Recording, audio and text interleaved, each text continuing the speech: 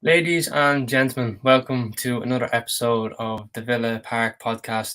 Unfortunately, Rich is on his holidays, so you are left with myself and Mr. George Fowler. How are you, mate? Hello, Mark. Yeah, I'm not too bad, mate. Yeah, been better, but we're well used to losing by now, mate. How are you? Oh, it's a usual feeling now, just like Yeah, you said. So it's getting a bit it's getting a bit all just all crap at the moment, isn't it? same old shit, mate, isn't it? That's how it feels. Same shit, different weekend, Yeah, exactly. So, well, we'll get right into it with the West Ham review. So obviously, two managers going into this a little bit under pressure, and unfortunately, it was this man who came in on top, David Moyes. Uh, just your thoughts on the game, George? Starting off. Yeah. Obviously, went to the game yesterday. Do you know what? It wasn't a great game, I didn't think, and I thought it really for 90 minutes, well, for 70 minutes before they scored, it was a Mm. 0-0 all day long, wasn't it? I thought we huffed and puffed, but we were never getting through. That they looked a reasonable side. They had good control of the ball and good in the challenge, but they looked very shy, and I didn't think they were ever going to score. And it was a lucky goal really that won it for them, wasn't it? Yeah, like you said, it was a lucky goal. Just one of them deflections that it just loops over the goalkeeper, Emi Martinez, and it was this man. I saw Chelsea Above yesterday all done the else, I same, didn't they? mean, look what that meant to him and probably the fans as well. So it was clearly one of them where we got the 3 points here. And I remember Rich, he said in the last episode, "Oh, we'll go 1-0 down." And me and you straight away were like, "Yeah, we're not winning." You were saying we're going 1-0 down, because It's game over, isn't it? when do Villa ever come back from 1-0 down? So look, it's all been really it wasn't a great game. It was just, and one thing as well, I was really surprised with this. Before the goal, we took off Douglas Luiz, and I really thought he was he was fantastic. And his ball playing, his pressing, like he looked like a totally different player to what he was last season. And it just kind of goes to show he really wants to stay and sign this new deal. But I felt that was a little bit of a strange substitution. What do you think? Yeah, I agree, mate. He had a pretty good game, to be fair, and we've done this before when we took him off. I think we were talking about it the other day, but it was the Wolves game last year on my birthday when Hmm. we fell apart at 2-0 up, and we'd done exactly the same that day. Took Louise off because it looked like the points were in the bag, and then we just lost complete control in the midfield, and before you know it, we're 3-2 down and came over. Yeah, like I don't know. I went to see my brother in the hospital, so I was watching it on the phone, and the first half I thought we were decent. Unlucky, with the goal that was disallowed. The ball did go out of play, so you're not really gonna have any issues there. But I felt we done really well, and we just couldn't score because West Ham are just so solid at the back sometimes. And second half, there was just no creativity. There was just no heart, no desire, and there's no sense of direction at the minute. So I don't know. Like, what did you think? It was a real game of two halves, wasn't it? Yeah. I thought the first half it was all right. I wouldn't say we were brilliant by any means, but we did look the more likelier team, and we were on the front foot. But I Hmm. don't know. I never got any feeling yesterday that the goal was coming. I mean, I know like as you say, we did get the one that was ruled out, but other than that, mate, I don't know. As I said, it just looked like a 0-0 draw, and it probably should have been a 0-0 draw, really. Yeah, it should have been nil all, but look, that's football. You just need that little bit of luck, and unfortunately, it went to West Ham way. So, and now there's an awful lot of pressure, on lads, Gerrard, and which I just think at this minute in time, you know, I'm saying it now. I really want him out because I look at where we've where actually, I'll give you a good stat. This is a good little stat for you. I don't have it up here, but I just kind of thought of it now on the top of my head. After 6 games last season, the first 6 games, we were on 10 points. And now we're 4 games in and we're only on three. So we're not even going to match. We're nearly 7 points worse off than where we were last season. And and the money we spent, to try and improve things. And it really hasn't gone our way, has it? No, it's not looking pretty, is it? Especially with bloody Arsenal and Man City to come as the next two, so you can Yeah. pretty much kiss goodbye to them, I would say. Yeah, as you say, mate, we've done a lot of money, haven't we? And it isn't really getting any better. In fact, I'd say it's getting worse. I mean, I'm not quite sure I'm on the Gerrard out just yet, but it would be nice to see a bit of a plan and a bit of to try and see what Villa are trying to be, because at the moment it's a mystery to me. And listening to Gerrard, I'm not sure he bloody knows either, mate. No, I just think there's a whole thing of I really don't know where it's going to now. Like, I was sympathetic with him because he had to do this and he needs time, but these performances, they're really bland. It's not. It's like predictable. It's you're going here. Pretty boring, isn't it? It's not good football either. Oh, it's boring. Absolutely boring football. And I'm just.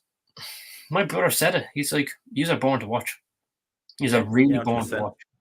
Like, like he said, I would rather probably Roy Hodgson in charge. Like, he was boring, but at least he could actually get some results. At this minute, Gerrard is boring and no results. Yeah, Like, I mean, it's even like, I've had a good chat on Twitter today, and a lot of people are going back to Dean Smith and sort of saying, well, have we dropped a bollock by sacking him? Have we got the wrong man? What should we have done this? Should we have done that?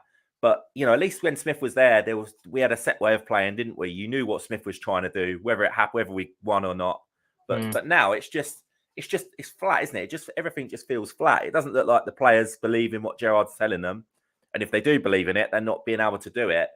And he doesn't seem particularly happy himself, and the fans ain't happy. And it's just all of a sudden, we've put all this work in on the outside of the club to sort of try it. Like, we had a good pre-season, got our business done early. It was all looking like it was going to be positive, and it just hasn't been, has it? We just look a complete soft touch away from home, and at home we're not really looking the most creative.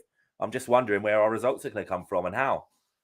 yeah, and like you just touched on there, we're getting our business done early. I thought, we got, I think, 3 players in within the space of the first 9 days of the window, and I was thinking, lovely, if we can just get this position and that position, and we could be set, and they could have, because the plan was originally to have all his targets and signings in before pre-season. Yeah. And then all of a sudden pre-season came, and we still had the same players that we've got, and now we're -1 because Diego Carlos is out now, probably for the rest of the season. Because when you look at rehabilitation, getting back to match fitness, he's not going to come back this season, I don't think, and that's just the unfortunate reality of it when you rupture your Achilles.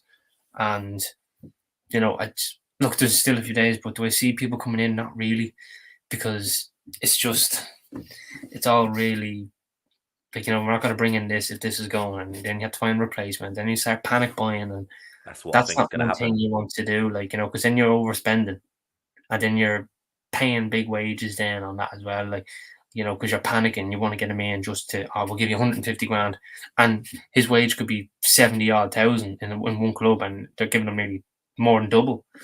So, I mean, I don't know where we go from here. I really don't.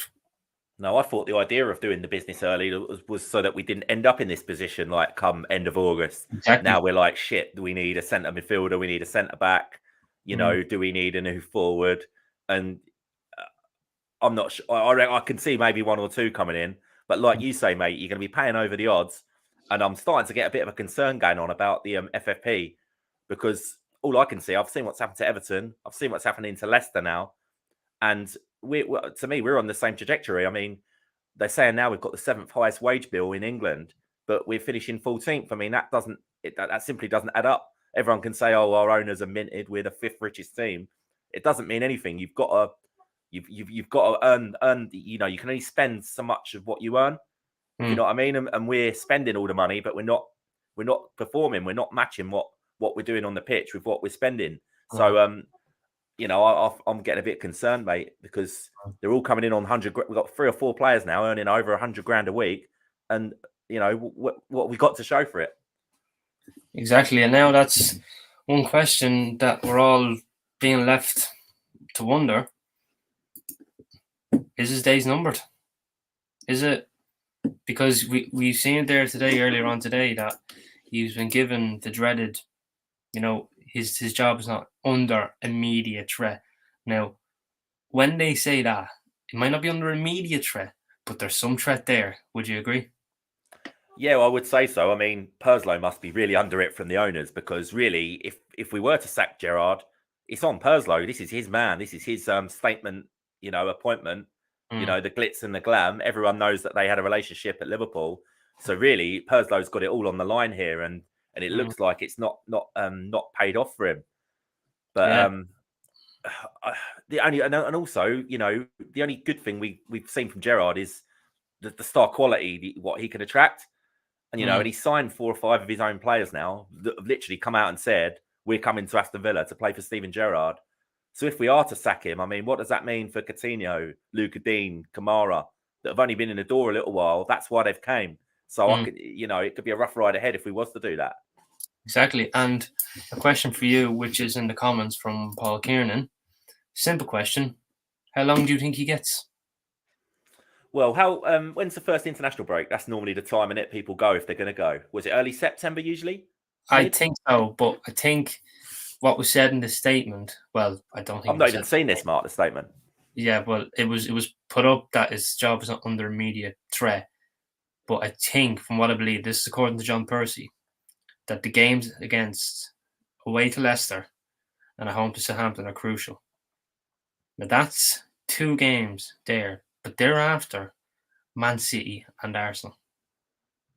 Now, if he loses against Man City and Arsenal, he statistically becomes our worst manager in a 148-year history. Currently, at the minute, that belongs to Tim Sherwood. Now, if he was to get that, Perslow head is on a pedestal, because this is, like you said, this is supposed to be his man. This is supposed to be the man to bring us to the next level. Look what he done at Rangers, this and that. I think he was feeding that on. Look what he's doing. Maybe he can do that here with us. That hasn't happened. Now I'm starting to think he's probably out of his depth because of teams like Man City, Liverpool, the big teams. Like, we only took 1 point off the so-called Big Six last season. Dean Smith got more than that. It just goes to show a proper manager. Never mind, you can forgive losses to the Big Six, but if you grabbed maybe 4 or 5 points off that, it just helps in the table. And that's what Smith done. I think he got more than that. But it does show in the table, doesn't it? Of course it does, yeah. If you could try and pick up some results off the big boys.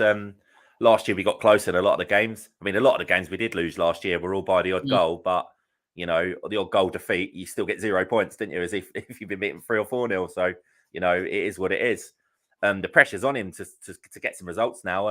I don't fancy our chances in the next 2, which then leaves you with 3 points from 6 games. And we're saying we want to qualify for Europe. I mean, we're having a laugh. We'd be lucky to get above mid-table, and that's if we go on, and that's if we do pick our form up. So I think it's looking pretty bleak at the moment. And and for Perslow, on everything Perslow does, he impresses me with what he says. Same as Gerrard, to be fair. They talk a bloody great game, don't they? Exactly. They're talking the talk, but they ain't walking the walk. Exactly. And here's a little stat for you, which I said to you backstage just before. This is Gerrard's 33 games in charge. Now, I'm going to run this by you before you can say your piece here. But he's won 12, drew 5, and lost 16. That's 1.24 points per game average. Now, let's take a look at his wins here. He's beaten Brighton, Palace, Leicester, Norwich, Everton, Southampton, Leeds, and Burnley. Teams you should be beating, and probably the surprise result would be, for me, Palace and Leicester, because Palace were doing really well under the year, but Leicester, the team supposedly breaking into this mold of the Big Six. And then we get into the draws. Like I said, only 1 point against the Big Six. That's Man United. Leeds we drew against, which we bottled. Leicester we drew against, fine. Burnley, that was a horrific performance. And then the game against Palace, which was a game I was at, which was 1-1. That draw was probably a fair reflection. Yeah. But now we get to the losses. Now, I can understand we've lost Man City, Liverpool, Chelsea, Arsenal, Spurs, relatively big clubs. But then there's teams we should be beating. Newcastle, he didn't beat. He didn't beat Brentford. Watford. West Ham, we can forgive a bit, but you probably should have got a result here or there. He lost to Palace recently, and then he loses to Bournemouth. And since Bournemouth had bet us, they have an aggregate score of 16-0. That just goes to show that, Uh, like, only the Villa could give West Ham the first goal of the season. Only Bournemouth could get a win against us and then lose 16-0 in the next 3 games altogether. So this goes to show that he's beaten. Fair enough, he's beating teams he should be beating, but then he's also not beating teams he should be beating, and then the draws as well, like really poor. Like, I just want your take on that altogether. yeah, well, to simplify it, mate, 16 defeats in 33 games. That's all I needed to look at. It's shite. Yeah, That's, Smith got the sack for what? Losing 5 on the bounce. The season before that, he finished 11th, but you're losing every other game. We're supposed to be a so-called big club. Big clubs don't lose 50% of their games every season, and it simply ain't good enough. I mean, I've seen those wins you listed there. We can all say, oh, we should beat them, but we haven't, have we? We've just too many losses. Simple as that. exactly. And it's not just right, like any Villa fan would say, including ourselves. If we had lost, and you played a great game, but the other team was just slightly better, anybody could forgive that. But it's the performances and the manner of the way we were losing. It's just dreadful, and it's just shocking to see. And that's now where, like, and he was booed off against West Ham. We seen some video. The reception after that game was so bad that it's now starting to creep in. Gerrard days is numbered, and they really are numbered. Yeah, I mean, we all know Villa Park's not a nice place when things are not going well, and Exactly. it doesn't often take long for the toxicity to sort of start really spreading fast. And Mm. I don't want that to happen, because I thought we were past all that now. We've seen the relegation, we've seen Alex McLeish, we've seen Paul Lambert look like a dead man walking for 2 years. I was hoping for better days now, but it just seems something that's happened in this last, feels like it's fallen apart, doesn't it? Just in this last sort of 6 months or whatever, some sort of rot seems to have set in at Villa, off the pitch and on the pitch again. And yeah, we need to get a hold on it, mate, because if we carry on like we are now, we're looking at another relegation scrap, and we're spending fortunes, and we don't want to be down there again. No, and that's one place I really don't want to be. I don't want to Because be. we haven't got the fight for it, Martin, have we? It does no, and you know what? That is just what I was about to say. We do not have any fight, any desire, any passion. No one looks like they want to take responsibility. Hang on a minute. This is not acceptable. You've been shit, you've been shit, you've been shit. Let's pick this up.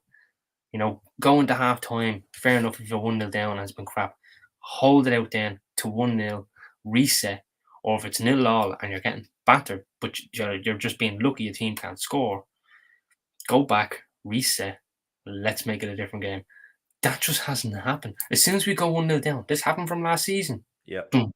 This You might head as drop. well turn off, didn't you, as a fan, Yeah, at 1-0 down, because head you're drop. not getting And anything. yeah, exactly. And if you're a Villa fan, 1-0 down, forget about it.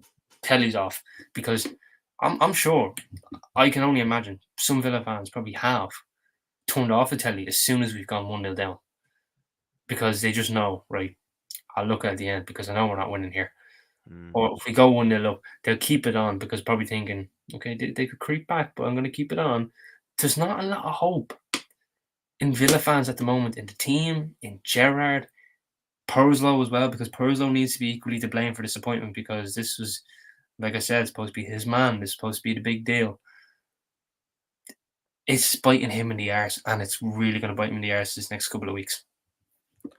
I think so, mate. I mean, it's funny. I don't know whether it's before you joined the show, Martin, but at the time, Rich was really, really wanted Steven Gerrard. Like, he went out on a limb saying that was who he really wanted to come. And at the time, That was yeah, and that was my go-to as well. When I remember I was watching it. It was after Southampton game. I think it was West Ham. I can't remember who West Ham were playing, but it was on Sky Sports Sunday. Dean Smith was sacked. I immediately said Steven Gerrard. My brother laughed. My whole family laughed. He's not going to leave Rangers. He's in Europa Leagues. He's winning leagues in Scotland. But I did say, hang on, I can forgive the fact that Rangers are one of the biggest clubs in Scotland, because it's between them or Celtic. Let's not lie here. But the Premier League is the pull. And he rejected Newcastle, who had a lot of money. And now look at Newcastle; they're probably laughing, thinking we dodged a bullet. And now we look at where he is. It really hasn't improved. He improved a time quicker in Rangers than he has here. So now my question to you: is he out of his depth? Well, it looks like he is, and I don't want to go all in on this because football changes very quickly. I mean, It's like just talking about Newcastle, Eddie Howe didn't start too well in his first few games, did he? And look what he's achieving now. But at mm, least with them, you can kind of see a bit of progress. You can see a bit of a glimmer. But with this, you don't. He doesn't look like he knows what he's doing. He doesn't look like he knows his best team, his best formation. He doesn't sound confident in his interview. He's picking fights with journalists and reporters now. So, he's obviously not having a good time of it all. And you just sort of, losing Michael Beale in the summer, I think that's a bigger blow than any of us ever realised. that probably was the biggest blow, yeah.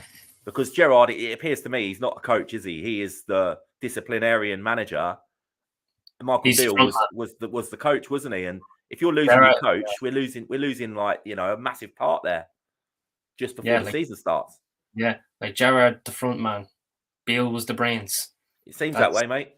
that's now that really starts to show that when we brought in Critchley, and then the whole thing of him not going to Australia was just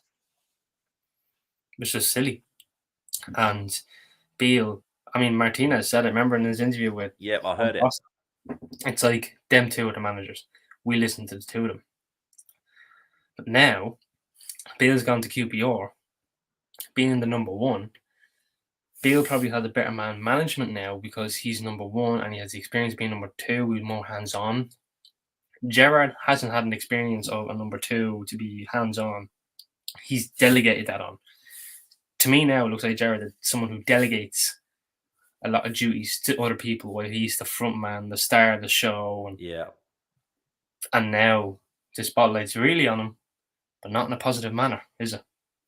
No, 100%, mate. And he just looks a bit clueless, doesn't he? Still speaking reasonably well in his interviews, but at the end of the day, when I listen to Gerrard, I'm hearing Gerrard the player, but we haven't got Gerrard the player, have we? If we did, he could get us out of the shit, but he's on the sidelines, mate, and he can't play for us. And the players that he's picking are not doing the business. So, he can't get away with just being a great player in his day and living off a reputation. Exactly. And the Premier League is such an unforgivable place, when it comes to bad forms and everything else. And like you said, he's not a player, he's a manager, regardless of what your playing reputations are. If you are not doing a good job, you're getting the shit. We look at a lot of great managers who are probably crap at football. Very few managers who are great at football and good at management.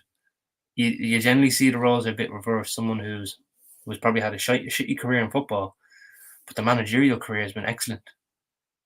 You never really get. Zidane is probably the only exception where his career in football was unbelievable, and his managerial career is unbelievable. You never really get the balance, don't you? No, it's a fair enough shout, mate. Yeah.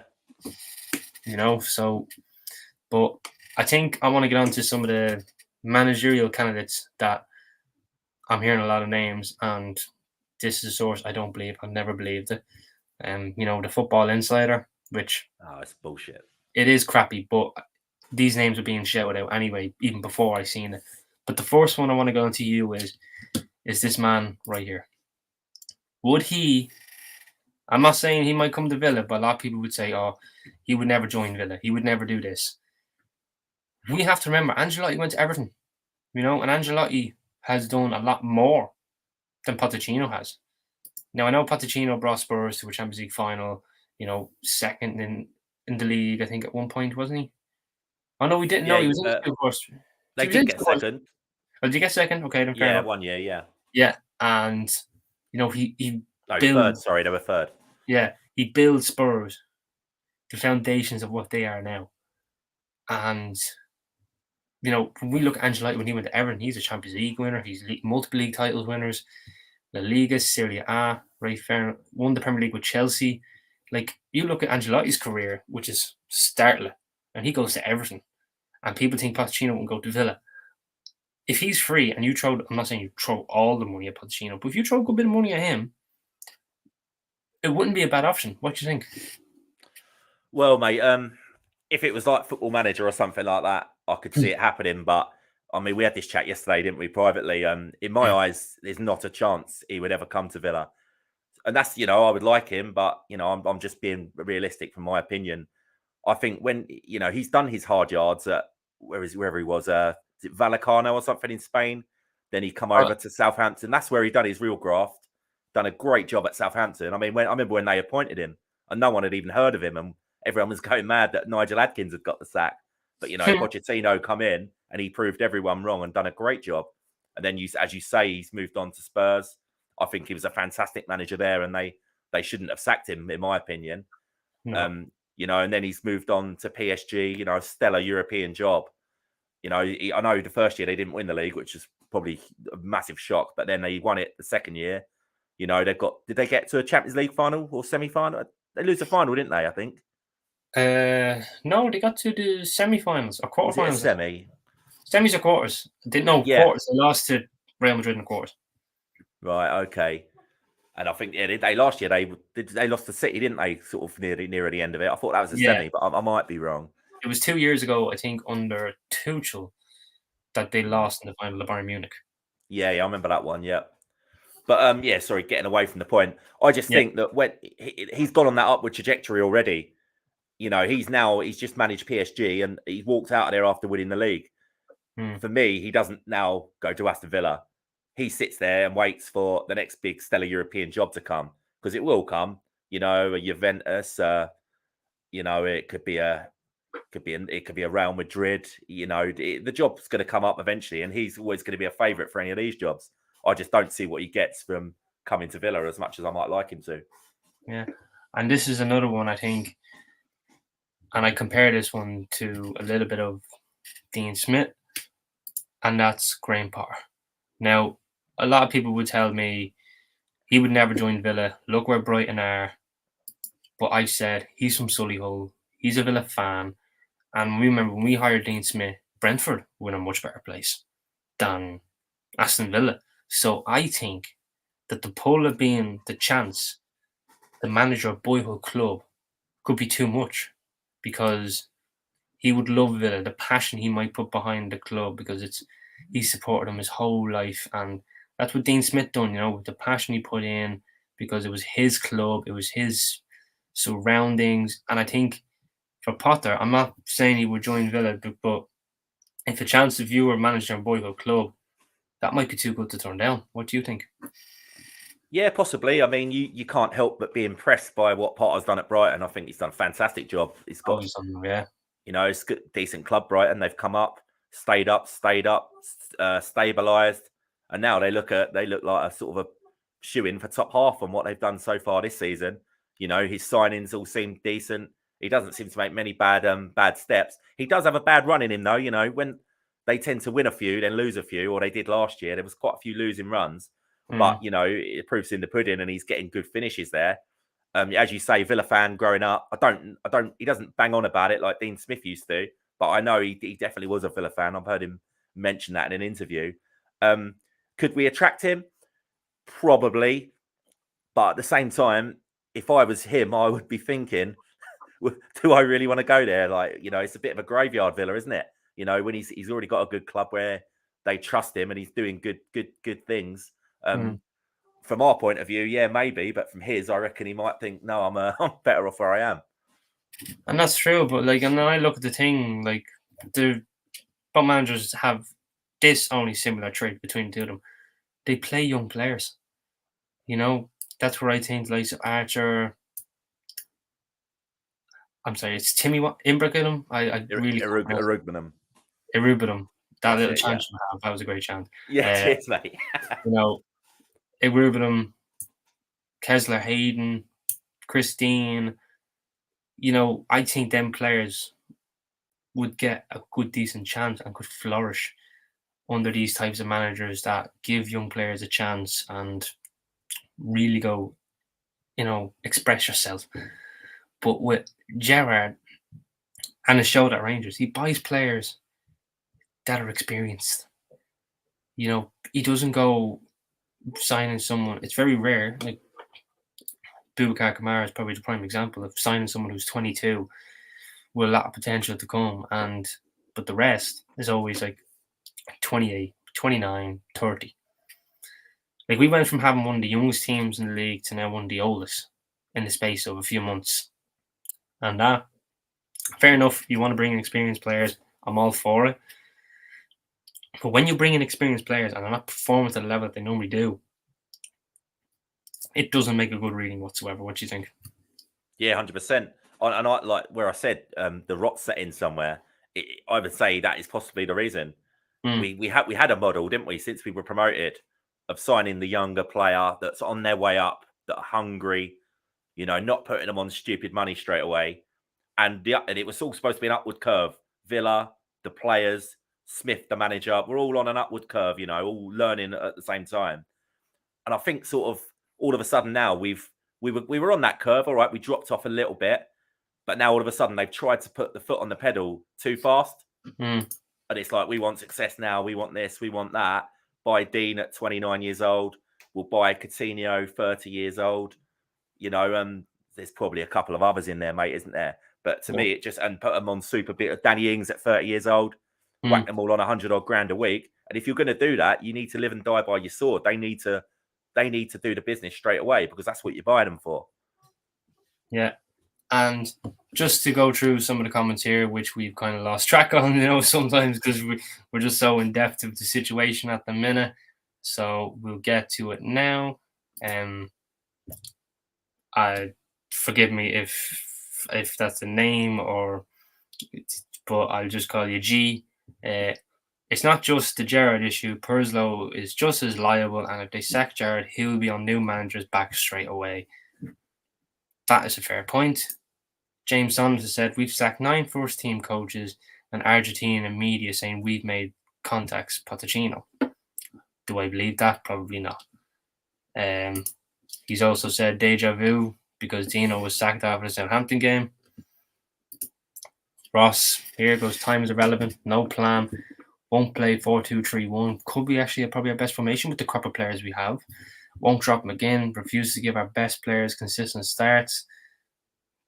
That's very true. Substitution of premeditated crap. Get Potter in now. So he's all for Graham Potter. And Aaron, we all know what he's like, and he just went with this. Alistair, Three Stooges. Like it, mate. No, and he's also gone with the next 2 games of his predictions. Arsenal 5, Villa 0, Villa 1, Man City 6. I think, Aaron, you're being a little bit generous by giving us a goal against Man City. So I hope I'm going to Aston Wednesday. I hope we're not going to get pumped 5-0. And here's a good one. This is a little bit of a show. Ross has gone with, we need JT back. I think since he left, we have been defensively leaky. So JT obviously must have been the voice, do this, do that. And now we've kind of gone away from all that altogether.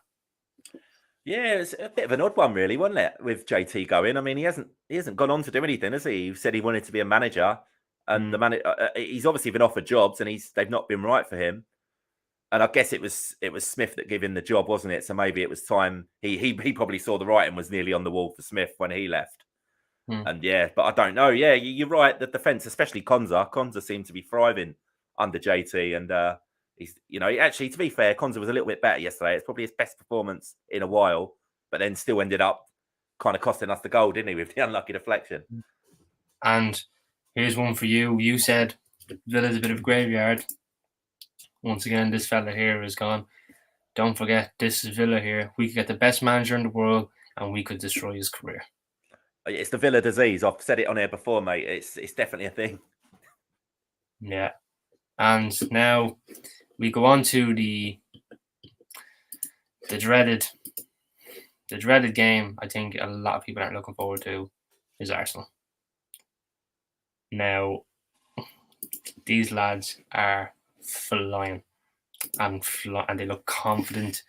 They're beating teams they should have beaten last year. Okay, Fulham, they're just about scraped it, but they were still a much, much better team. They beat Palace 2-0, Leicester 4-2, Bournemouth 3-0. They're just doing everything right, aren't they? Yeah, I mean, we're definitely running into them at the wrong time, aren't we? You know, four straight wins to start the season. Exactly. Yeah, I mean, you know what Arteta's doing now. I mean, God, this time last year they were all on his back, weren't they? They wanted him out, but it was all this believe the process, and you know, fair play to the Arsenal board. They held their nerve and continued with him, and yeah, all of a sudden now it's all changed, isn't it? They look so much more confident, scoring goals. You know, you haven't got Arsenal fan TV kicking off every week. All of a sudden, it's just gone from like a club that was almost a laughing stock, really. You know, it was a circus, wasn't it, all around them? To all of a sudden now they've got good youth players. You know, they've just signed Gabriel Jesus, Zinchenko from Man City. You know, they've got goals all over the pitch. They've just brought young Saliba back off a loan, and suddenly he looks like Paolo Maldini. You know, it's good times now all of a sudden for Arsenal. You just wonder whether but you don't see that sort of potential in Gerrard, do you? You know, I'm thinking, oh, are we panicking too quickly? But at least with Arsenal, when they were struggling, you still saw what he was trying to do. I think Arteta. Yeah, exactly. And I was With just about Gerrard, you don't. exactly, and I was literally just about to literate that just as you said it. With Arteta, you knew what direction he wanted to do. He stuck to the same system time and time and time again. And you know, he played the same formation. He was playing the same way. He kept his faith in the young stars, and they done extremely well. They lived up to the standard, and now they're living up to more than the standard. And William Saliba, the so-called man who was frozen out from Arsenal, and now he's in. And like you said, he's like Paolo Maldini. Your man Gabriel, I'm going to call him Gabriel number one because it's straight him. You know, him as centre back, he's looking great. Gabriel number two, Martinelli, he's and then the best one of a lot of them, Jesus. When he signed for Arsenal, I said it to my best mate. That is a fantastic signing because he's played with Arteta at Man City before. He's going into a similar system than he was with Man City. It's going to fit really well because he's going to be playing every week. He's guaranteed his game time. Whereas City, he wasn't really loved. You know, there was like, oh, we've no strikers, but they had Jesus sitting right here. Yeah. And he banged in a good few goals when he was playing, and he got like. Oh, he never let them down, did he? Yeah, they let him down. No, he got 14 goals, I think, and he only played about 20 games. Like 14 goals in 20 games. Oh, we could do with some of that, Mark, couldn't we? It's a fantastic stat. And Man City just kind of went, we've no strikers. It's not looking good, like for this game, is it? No, yeah, as I said, running into him at the wrong time. And I just went on an Arsenal podcast before we went on this. And he was sort of like, if you feeling any positivity towards this fixture? And I wanted to sort of, you know, I wanted to say, oh, yeah, you know, Villa on their day can pull it out. We can cause a shock. We can be a threat. But I thought long and hard about it. And I can't see anything other than Arsenal win, mate. You know, where are we going to hurt them? Exactly, I really don't. And I seen the thing there today on the Twitter, the average positions of where the players are. Guess what? Our whole right side is exposed. Yeah, it's always attack down that side, isn't it? The lads are shifting to the left. Danny Ings and Ollie Watkins are there next to each other. Coutinho was playing that wide as well. The three lads in midfield are all shifting across. That whole right side is so exposed. It's not even funny. Like, I could walk Villa's right side and I'll score. Walk.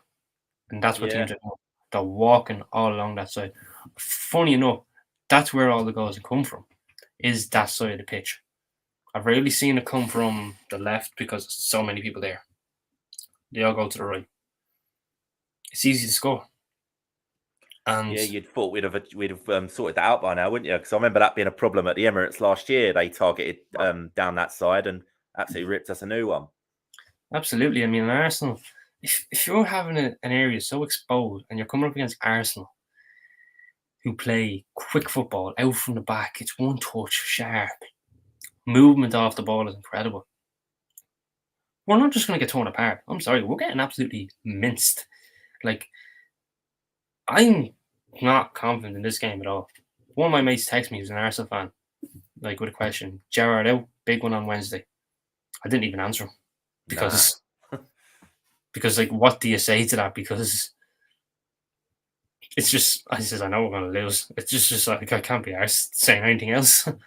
Isn't it funny, about a year or so ago, we were sat here thinking the whole Villa fan base would give an Arsenal stick on Twitter. We're coming for you. We're going to sign your players. We took Martinez. We're going to take Smith Rowe. We're about to take your place. How stupid do we look now? Was going on, and now all of a sudden, Arsenal laughing at us. What were you doing? Yeah, isn't it? We're just we got a lot of this, and we don't back any of it up. Yeah. We need to get back to basics, mate, and start making ourselves a bit harder to beat. Because if it's anything like the last 2 away games, I'd say both performances were borderline embarrassing, and they were against Bournemouth and Palace. So, what are Arsenal going to bloody do to us? Absolutely. And Kevin is now here. This is what he said. First game this season where we wouldn't expect to get anything, won't likely have loads of possession, and won't be constantly trying to break a team down. They're sitting deep. Could suit us. What do you reckon on that, mate? What do you think about that? Yeah. And then, Aaron. I'm not sure we've got the imagination though to do that. No. At the moment, there's no sort of, we're not really a counter-attacking team, are we? So how do we find a way through what they're trying to do? The only way I could see it is if we were trying the direct approach like we did against Everton, and the goal at Palace, to be fair, the long ball over the top for Watkins to run direct straight in on goal. Maybe there's a hole in the chink there. But Arsenal do that. Arsenal do the same thing as well. So they just do it back to us. Yeah. Like, for some reason, we seem to play better when we're playing direct. But anything else we try, it's like, what the fuck am I watching? But it's just all slow and ponderous, isn't it? Everything we do. Yeah. It's just slowly get it up to the wing, cut in, cut back, put the inevitable cross into the box against 6'4", 6'5" defenders, and it just lose the ball. Get the ball, try to do the same again. Same thing happens, and it's game after game after game. We were doing it again. I was screaming in the ground yesterday, saying, "Keep the ball on the floor. They're too big for us." I mean, when we walked out onto the pitch, it was like West Ham were walking out, and the Villa players were like their mascots because they were all the players were so much bigger. And then we're trying to lump crosses into the box. You've got absolutely no chance. And here's what Kevin said: "I'm talking rubbish. It will be 4-0 Arsenal." And then Aaron, he goes, "I'm a Villa fan like all you guys, and I hope Arsenal beat us if it gets that fraud out." Wow. Jamal has said 4-0.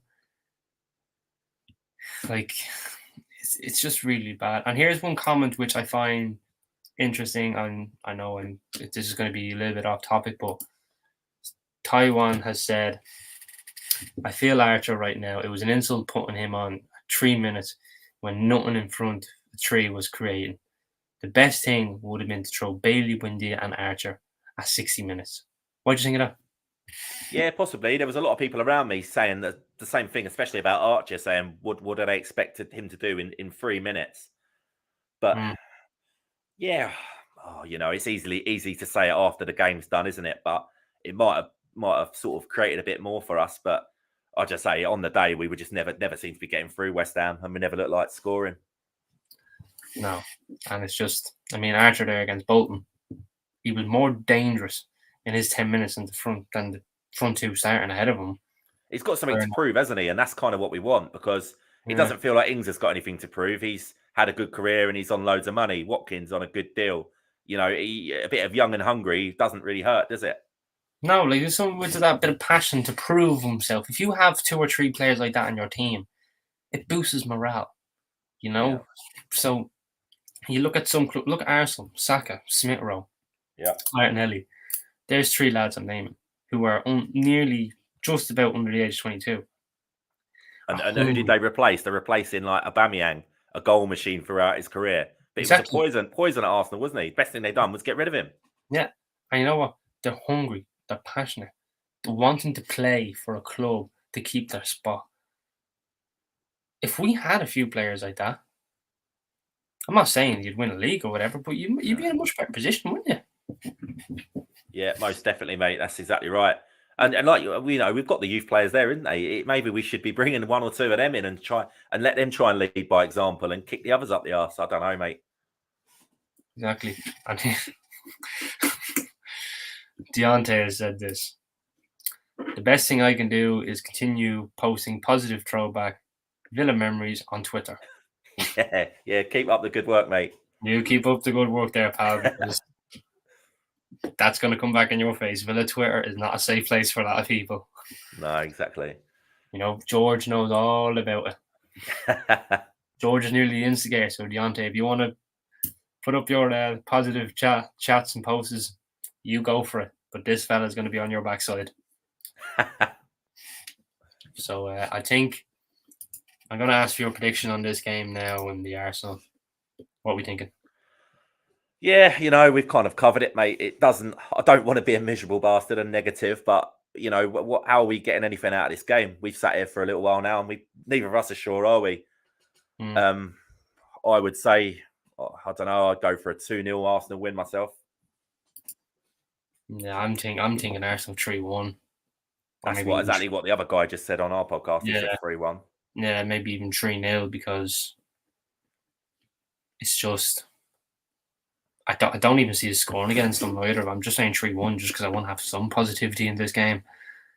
They have conceded. I mean, Leicester scored against them. Leicester got 2. Fulham scored they went 1-0 up on them the other day, didn't they? They're still outscoring. They're still playing great football. They're still being confident in the way they play. Even if they do go 1-0 down or they get a 1-1 draw, they still play the same way and they'll still get a result. We don't have that. If we concede, we're fucked, aren't we? Like we said. What do you mean? If when? Because we're not keeping them in clean sheets. No. So if we go 1-0 up against Arsenal are going to clatter us because they'll see this as not a chance. You've been dog shit, right? Or if they go 1-0 up, turn the telly off, lads, go to the pub, have a few pints because we're losing. So it is what it is, and I think we'll finish it there. What do you think? Yeah, I mean, I feel a bit sorry for the people that have listened here because we've both been thoroughly miserable, haven't we? But we can't sit here and try and bullshit everyone. It is what it is. There's not a lot to smile about right now, is there? And it's up to Villa to start putting their finger out and giving us something to smile about. Absolutely. Look, we're sorry to the people trying to be positive, but I think we're all here in the same boat, in this miserable little boat, on this miserable journey. We can't be positive every day, and this is just one of them things where this is not looking good at all. So, ladies and gentlemen, thank you. Good night, and remember, we all follow the Villa.